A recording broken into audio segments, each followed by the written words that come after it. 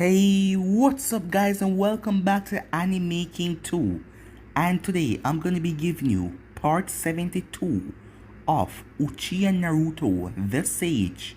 Remember to get this one to 100 likes as usual, share this to all of your friends on your social media platform. And also go ahead and check out what if Naruto had the Byakugan and the Sharingan mix. And go ahead and enjoy. I just posted it on this channel. And also go ahead and check out Anime King, my main channel. And if this is the first time you're hearing of Anime King, my main channel, go ahead and check it out. And if you do enjoy the 600 plus what ifs over there, go ahead and click that red subscribe button and join the Anime King family and be a part of the channel. And thank you for all of your support and help. So, I posted a new episode of What If Tsunade was Naruto's mother. And I also post a new episode of What If Kurama gave Naruto a dojutsu. So go ahead and check out those and tell me what you think of it down in the comments. So remember to go ahead and comment down below and tell me if you're new. I'll be replying and talking back to all of you. So without further ado, let's get straight into this. So the last time we left off, we had a large time skip as Naruto is still ruling his empire from afar, as people think that Naruto's power is weakened, as they are sending assassins and mercenaries after him, but none of them could get into his capital. Kiba even came, trying to assassinate Naruto, but he couldn't get past the first capital. So one of Naruto's guards caught him and brought him to Naruto and asked if he should be executed, but Naruto told him to throw him in the pit for a month, and if he come back after that, then do what he please. Naruto then went toward the sand village as Sasuke met him on the train, and Sasuke was surprised as Naruto usually just teleported to place, but he was taking his time taking the train. But Naruto was planning for it, as a 4-man group came after Naruto, but the first one was a suicide bomber, as he exploded the train with Naruto on it. But Naruto walked out of the explosion, as the other 3 saw Naruto. As they were shocked, they then retreated. Naruto then went to the sand village as he talked to Gaara. He gave Sasuke a mission to go to Shin Palace, as Shin has the ability to see in the future. So Naruto sent Sasuke there to protect Shin, but he knows that he has to go there so he can bring Shin back to his capital, as the people want Shin so she can tell the future about the Emperor. So yeah guys, that was basically the last part we left off. You guys switch across the playlist and check it out yourself. So let's start this new episode.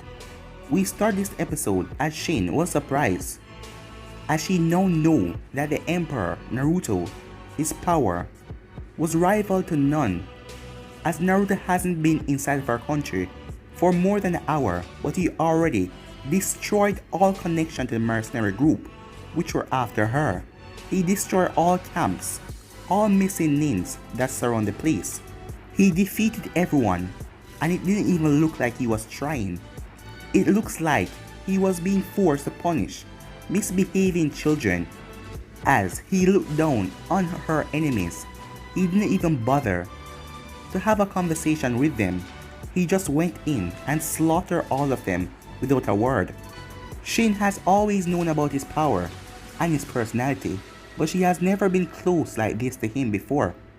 As he was walking towards her, his white kimono flashing through the dead bodies, but not even a drop of blood was going on his clothes. As he reached close enough, he spoke. "It isn't healthy for the princess to see such a scene," he said, as black flames burned behind him, burning every sight of blood and every body, as the flames then vanished, just leave a scarred ground. "So, why did you stay out here?" Naruto asked. "I have my job," Shin said. "I know, but you could have go into the compound." "I am grateful for the save, but I don't think you came all this way to save me," she said, as Naruto walked past her and went into the compound, as she followed behind him. As Naruto didn't say anything, as he just waited, as Sasuke then appeared behind the two. "I see that you have already cleaned up everything," Sasuke said, as Shin remaining guards just look at him, but Sasuke didn't even pay them any mind. As Sasuke was now curious Why did Naruto came here in the first place? He told him to handle this, and he knew full well that Sasuke could. So why did he came? You were supposed to take her away to the capital, Naruto stated, as he had seen something like this happening, so he told Sasuke to take her away from this place. She didn't want to, Sasuke responded, with a shrug of his shoulders. Besides, it would have caused an outrage by her people if I take her away by force, Sasuke said calmly, as he wasn't worrying about breaking Naruto's orders, because this is not the first time that things didn't go towards plan, but he always gets things done. They should have understand, said Naruto. The priestess needed our help, and we would have taken her away to a safe place, Naruto said, as they couldn't protect her themselves, as he didn't even mind that the same man that he was talking about was there, the guards. Yes, said Sasuke, but if the mercenaries came here and saw that she was gone, they would have taken their anger out on this place and destroyed everything.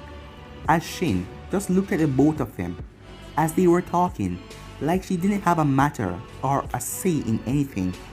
I am still around, you know, she said. Huh? Naruto said, as he turned and looked at Shin, as he didn't say anything else. I doubt even if I wanted to stay and you came here, that wouldn't make a difference, am I right? She asked, looking at Naruto, as there wasn't any doubt that Naruto do what he pleased and wanted. Most likely, Sasuke said, as he knew if Naruto was the one who came here, he would have just taken her away. Naruto then spoke. Before we even get to that, would you have chosen to stay in this place if you gotten a way out? Naruto asked. As Shin didn't respond. You may have grown from that child, but you are still the same ungrateful person, he said. Sasuke sighed. Naruto might have changed, but his words still doesn't care who he was talking to. Is it wise for you to speak to me like that when obviously you came for something from me? Shin asked, as she rather he speak to her in a respectful manner, because both of them are leaders after all. What I require, I am in need of your services, but it is nothing for me to actually beg or be in your honor, Lady Shin, he said, as he basically told her that he wanted her services, but he didn't actually need them. But, he said, there is such thing as free will, and I wouldn't want to take that away from you. You are not convincing me with the way you speak. I don't feel convinced to offer my service to you, said Shin. Whether you want to do something or not, that is your choice. I don't have to smooth talk things. Shin just shook her head as she refused to comment any further. It has been a rather long day for me, so I will just show you where to rest for the night. We will talk tomorrow, she said. Later that day, Sasuke was walking as he looked up tonight. It was one of those nights. The place was cold. The moon was out fully, as he then saw Naruto on the rooftop of Shin Palace. He was just looking up into the air, unblinking, unmoving. It was like he was caught in a trance. Sasuke then appeared beside Naruto. Passing sentimental thoughts, Sasuke asked. Naruto turned his neck. Do I look like a sentimental fool to you? He asked, as Sasuke merely shrugged. As Sasuke saw that the moon was bright, I wondered, said Naruto, what is Hashirama and Hamura talking about up there? They must be having a hell of a discussion if the moon is light up like this. Although Sasuke wondered who Hamura was, he didn't ask. Where else are you going to visit before returning to the capital? Sasuke asked. Naruto said, as he turned away from Sasuke. So, you wish to be like one of my guards, Sasuke. What will Kakashi think if he knew that you are acting like my protector? Sasuke shrugged. It isn't like you care, and I don't. So, there is no point of fretting over it. So, he asked. Natsuko, Kiri, and the springs, Naruto said. Though, he may visit Kurosaki just to see how things play out, as he was a bit surprised that Sasuke would have chose to move about with him though. But he wasn't surprised. It isn't like Sasuke care what people think about him. Sounds like a plan, Sasuke said. I will send a clone to Konoha just in case. I never agreed to actually take you with me, said Naruto as he lay back. Sasuke shrugged as he stood up. I never asked for your permission, he said. Now, if you excuse me, I will go and rest. As he then vanished. As Naruto just shook his head. The following morning, Shin and Naruto and Sasuke was there. First of all, thank you for everything, she said to the both of them. As she then looked at Naruto, I will forward the payment once everything is over. Naruto shook his hand at this dismissive matter. I don't require money from you, priestess, he said. There is one thing you can pay me though. On another matter, my man will arrive here before noon. They will clean up everything and upgrade your security. That will be completely free. Although it sounds too good to be true, Shin looked at Sasuke, who nodded and confirmed that Naruto wasn't messing with her. As Shin then bowed, thank you, your majesty. As she then turned and looked at him, as she then remembered what he said, hold on a minute. And what do you mean there is one way I can pay you? You don't actually mean that, do you? As both Uchihas were amused. What exactly do you mean by that? Sasuke asked. As Shin started to blush a bit. Oh, Sasuke said. Yes, that is what he wants. As Shin then put her hand and covered herself. No, I won't do that, she said. Sasuke, said Naruto. Don't make fun of her. She's inexperienced, he said. Now, what I really want is for you to offer a day every month to my kingdom to work as a priest.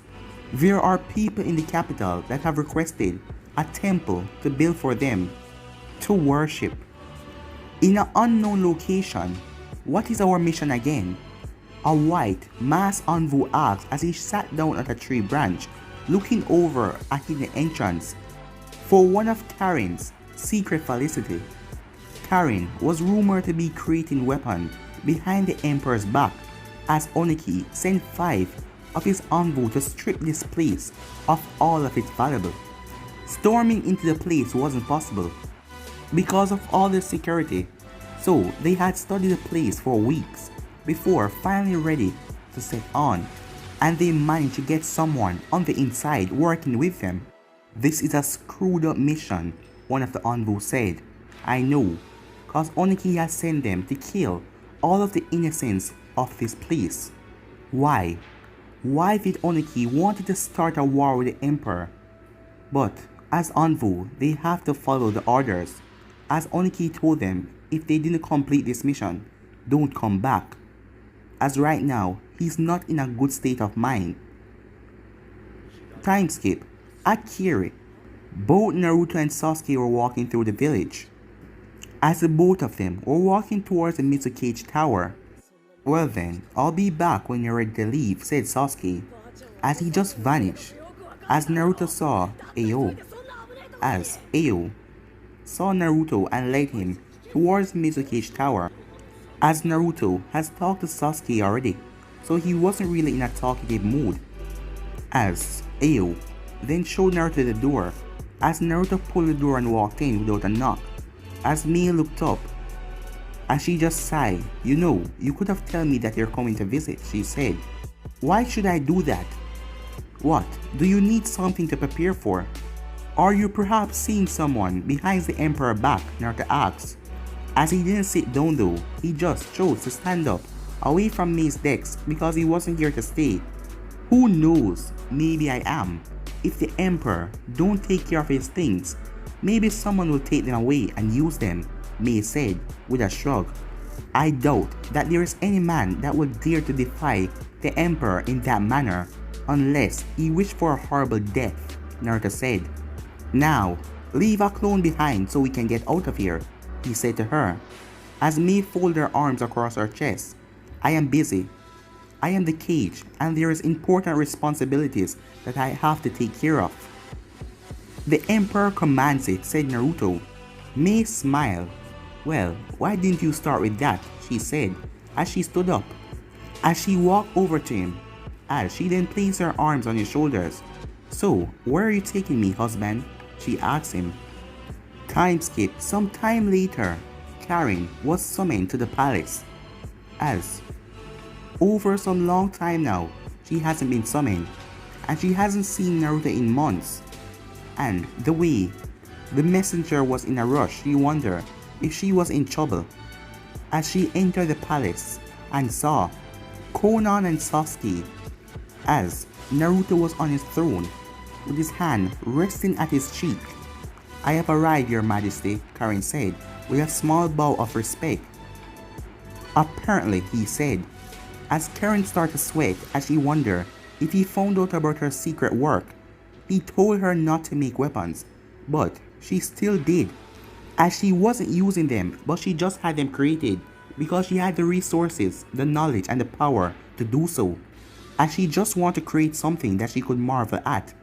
"Sasuke," she said with a nervous smile. "Konan," she said, as she then turned back to Naruto, as Sasuke was also surprised when Naruto cut off their travels to come back here. They were forced to come here, and he called upon Konan as soon as they returned. "Is there anyone that we're waiting for?" Sasuke asked. "No," said Naruto. "What is the emergency then?" Konan asked, as Konan asked Gurren before she got here, but she didn't know anything either. She even asked the messenger, but he didn't even know anything. Naruto then spoke, breaking her out of her thinking. "It appears that my time in the sideline is over," he said. 5 of his trains were destroyed this morning. A ship that was heading to the water country has gone off radar. A section of the Great Imperial Wall was destroyed at the border, and it allowed some insects to get in the country. The city of Sound was partly destroyed in the wet sections, but the fools, they were caught before they could do any damage. Silence settled as they all thought over the news. As they thought about it, one of the trains carried about 100 people, so if they were destroyed, the casualty would be about 500. As Sasuke didn't think that anyone will go that far to kill innocents like that. As if it was the same explosions that were used on Naruto, that means no one survived. As Sasuke was wondering what destroyed the wall, the walls were built perfectly and full of guards. An only thing that could really get through it was a swing from a Susanoo blade, and he knew that Obito wouldn't come and do that after Naruto brought him back and sent him to Konoha, and Sasuke wasn't responsible. "This is troublesome," said Konan. "Were there any casualties in the city of Sound?" As no one has died because of any violence. As Naruto created another place in the capital that was a large place that he called the city of Sound, where a lot of people live, but luckily enough no one died. "No," said Naruto, "there was no casualty. My forces were able to evacuate people into safety before anything happened. The weapons that they were using was also very powerful, and it didn't allow my forces to act quickly enough," Naruto said as Karin flinched when she heard that. Naruto then looked at Sasuke. "I just wanted you to know what is happening. From now on, your services will no longer be required. Your contract has been terminated," Naruto said. As Sasuke just shrugged, as he can now focus on Konoha and ensure that everything was secured. The only reason these unknown people have been bold enough to attack Naruto's place because they heard that he has gotten weak. But now that he said that he's going to show himself, that means he's going to crush them. "Can you at least tell me who?" Sasuke asked. "In due time," said Naruto. As Naruto then turned away from him, as Sasuke knew that he was dismissed. So he left, as Naruto then turned his focus to Karin. As Karin just looked at Sasuke, in many ways that was cold. Sasuke has served him, but he just terminated their contract. As that was very cold, but Sasuke wasn't even. "Karin," said Naruto, as she was cut off from thinking. "When I told you to stop making weapons, you disobeyed me, and do you know what it has cost me?" Karin couldn't find the words to respond to Naruto, as he was dead serious, making her scared. As she lowered her head and spoke, "I assume that those people from the stone village has gotten their hand on the weapon. That is why they destroyed the Great Wall, as those weapons that she created was powerful. They could destroy the wall, but you needed a lot of power to use it, mainly cage level chakra. Indeed they have, said Naruto. However, we managed to retrieve it, but the damage has already been done. Since they raided her facility and took her works, they can build it again. As Conan then spoke, they have to be punished for the life that they have taken. However, even though the attack was stopped, this has left a hole and a clear message that the Emperor isn't invincible after all. Yes, said Naruto, as he looked at Karin. Go to Oniki now and demand your things, and tell him that I will eventually visit him for what he has done. He provoked me. What? Said Karin, as she couldn't believe it. There is a high chance that they will kill me once I get there, or even kidnap me as a hostage to build more weapons, she said in a high voice. Lower your voice, Karin, said Naruto. This is your mess, and I am giving you a chance to clean it up. I expect you to do what I say. Your weapons were used to kill innocent people. Do you not feel the need to take responsibility? If not, I am willing to allow you to think about things clearly in the dungeon.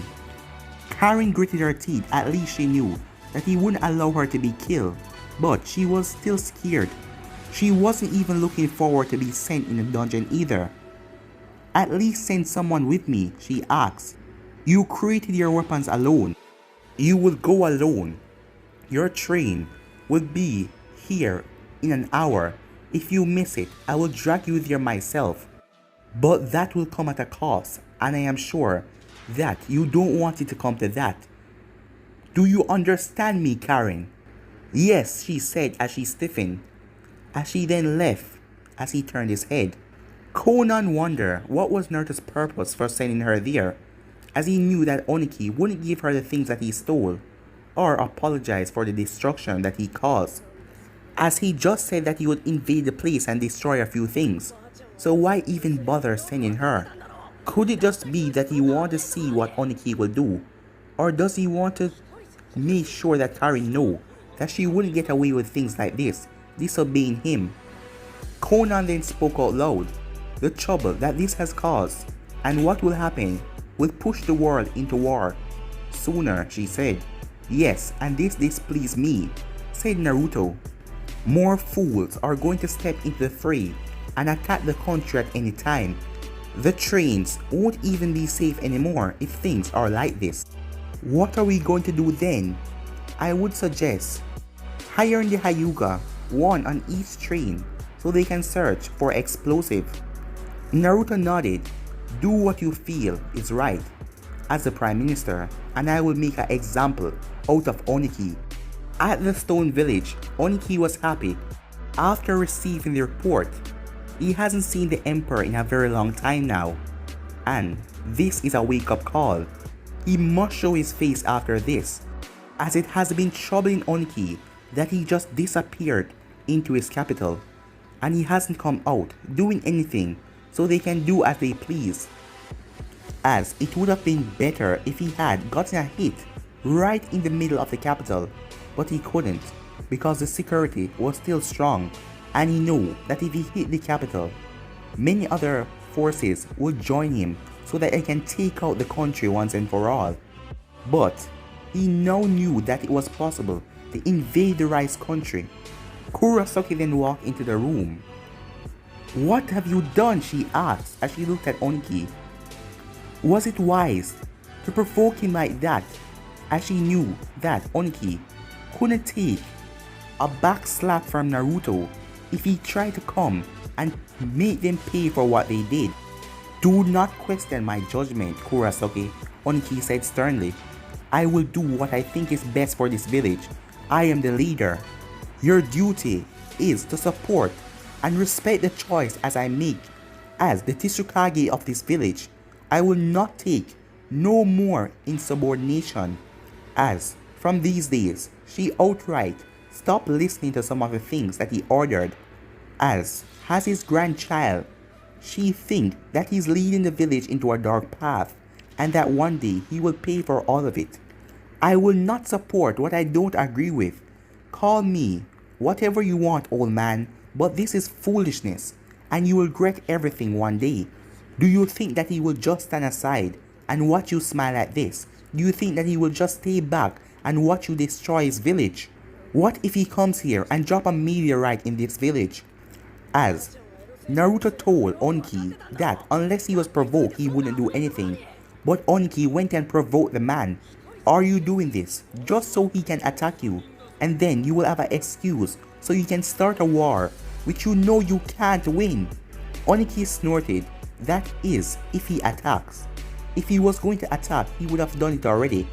Given how quick he normally reacts and nothing has happened so far, nothing is going to happen.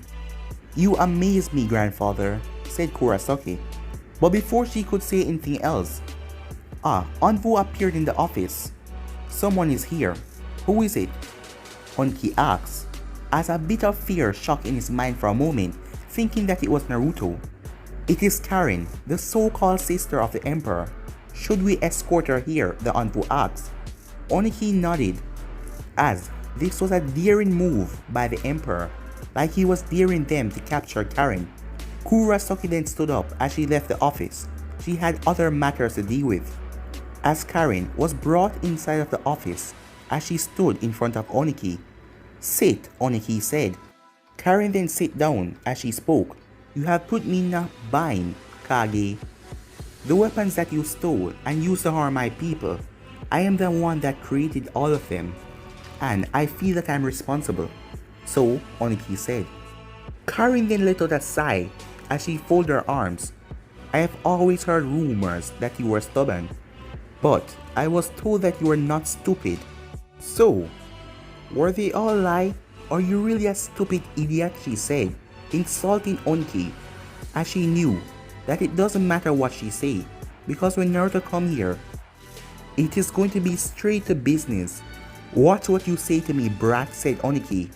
Oh, said Karen, what are you going to do about it if I insult you again? Are you going to kill me? Hold me as a hostage? What can you do, old man? What is stopping me from killing you right now? He said, as he snapped his fingers, as an Anvu appeared behind Karen with his sword drawn.